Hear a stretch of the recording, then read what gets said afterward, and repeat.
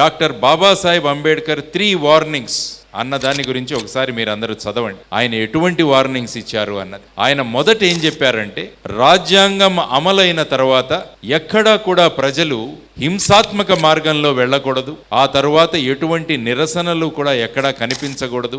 ఎక్కడైనా హింస ప్రబలినా, ఈ విధమైన నిరసన వాతావరణం కనిపించినా కూడా మళ్ళా మన రాజ్యాంగానికి అఘాతం కలిగింది అని మనమందరం కూడా జాగ్రత్తగా ఉండాలి అని ఆయన చెప్పారు. ఈ రోజు జరిగిన సంఘటన, ఏసీఎఫ్ ఆయన శ్రీనివాసరావు గారిని హింసతో ఒక వ్యక్తిని చంపేస్తున్నారు అంటే మళ్ళా మనం రాజ్యాంగం పట్ల డాక్టర్ బాబాసాహెబ్ అంబేద్కర్ గారు ఇచ్చిన వార్నింగ్ గురించి మనం గుర్తు చేసుకోవాలి. ఈరోజు అనేక ప్రాంతాల్లో నిరసనలు తెలియజేస్తున్నారు. మన రైతులైతే ఆల్మోస్ట్ 1 సంవత్సరం ఢిల్లీ బార్డర్లో కూర్చున్నారు. మరి రాజ్యాంగం ఇలా ఉన్నప్పుడు కూడా ఇంకా నిరసనలు చేయాల్సిన అవసరం ఎందుకు కలుగుతోంది అని మనమందరం కూడా ఆలోచించాలి. ఇవి ఎందుకు కలుగుతున్నాయంటే, పాలకులు ఎవరైతే ఉన్నారో వారు ఏ విధమైన నిర్ణయాలు తీసుకుంటున్నారన్న దాని మీద ఈ నిరసనలు ఆధారపడి ఉంటాయి. కాబట్టి ఇది మొదటి వార్నింగ్ ఆయన ఇచ్చింది. తర్వాత రెండవ వార్నింగ్ ఆయన ఏమన్నారంటే, రాజకీయాల్లో ఎప్పుడైతే హీరో వర్షిప్ పెరుగుతుందో,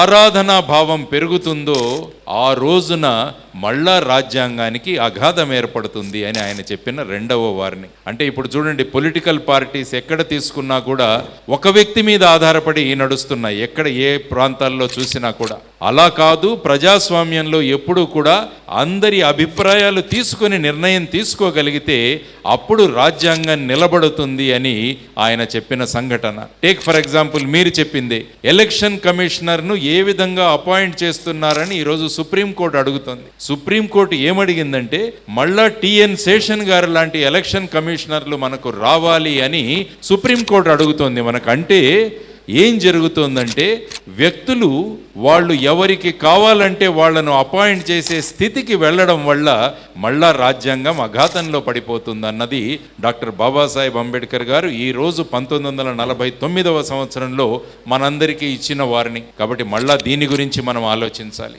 మూడవ వార్నింగ్ ఆయన ఇచ్చింది. ఆయన ఏమన్నారంటే, సామాజిక ప్రజాస్వామ్యం లేకుండా కేవలం రాజకీయ ప్రజాస్వామ్యం వచ్చినంత మాత్రాన ఈ దేశం అభివృద్ధి చెందదు అని చెప్పారు ఆయన. అందువల్ల social democracy is very very important. ప్రజలలో ఉన్న అసమానతలు, ప్రజలలో ఉన్న భేదభావాలు, ఆస్తులలో ఉన్న భేదభావాలు, వీటన్నిటినీ తగ్గిస్తే తప్ప రాష్ట్రం ఒక గొప్ప దేశంగా మారదు అని ఆయన చెప్పారు. కాబట్టి దీని గురించి కూడా మనం ఆలోచించాలి.